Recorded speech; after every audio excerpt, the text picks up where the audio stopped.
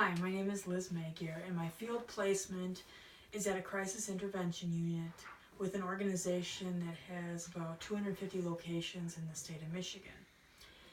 I chose to characterize this organizational culture of this establishment as unorganized, dysfunctional, and lacking leadership.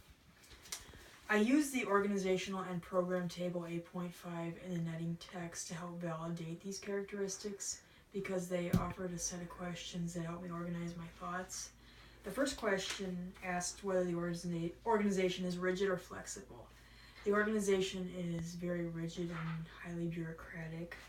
The text also gives a definition of learned incompetence, which also describes them.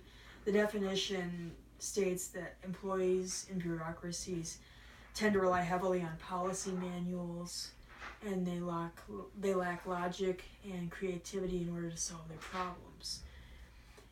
For example, the crisis intervention unit that I'm doing my internship at is at odds with the local hospital, the local CMH, and the police department because they have been in the habit of dumping off their residents with behavioral issues to the local ER. They have a contract with the hospital that when they do this, they need to provide someone to watch these individuals, but they've been kind of reneging on their contract. And one of the caseworkers confided in me that they just flat out were tired of watching the individual and they were wasting money, and it was the hospital's responsibility anyway to take care of the resident. They claim that since they are not licensed, they cannot prescribe PRN medications, therefore the hospital needs to accommodate their needs while they kind of steal the resources of the hospital. The second question asks whether the program meets the needs of the consumer, and the answer is no. The third question questions whether the communication is in all directions rather than top down. It's in all directions. For example, I was supposed to start my internship in the fall semester. They told me they would have all the caseworkers hired and they would be able to get my paperwork in on time. However, that did not happen, and I understand that because they were a new organization.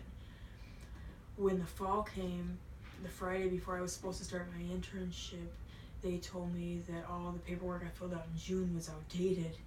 So therefore, I had to bring it in on that Monday. Well, my internship is an hour and 15 minutes away, and so is my place of employment. And there happened to be a blizzard that day.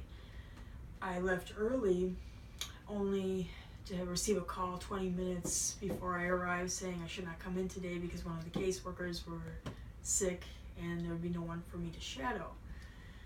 This caseworker confided in me the next day that I could have shadowed her, however, she was doing payroll. The fourth question asked whether there is appropriate supervision at the unit, and the answer is no. For example, the caseworkers and the group therapists left for a 5-hour training session, leaving the CNAs in charge of the residents, and they did not have any group sessions that day, and they were left to their own devices. The tribal stage of leadership that best describes as organizational culture is the third stage, which describes the behavior of the culture as a lone warrior, showing personal domination as a way of relating to people. For example, during report, there's a sense of arrogance with some of the caseworkers and how they relate to certain guardians or certain CMHs.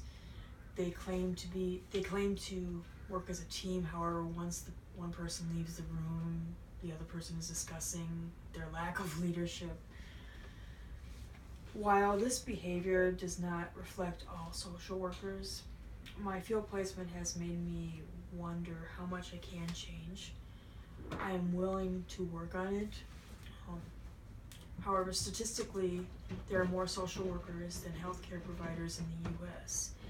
And I'm wondering at what time this profession will try to make that change. Thank you for your time.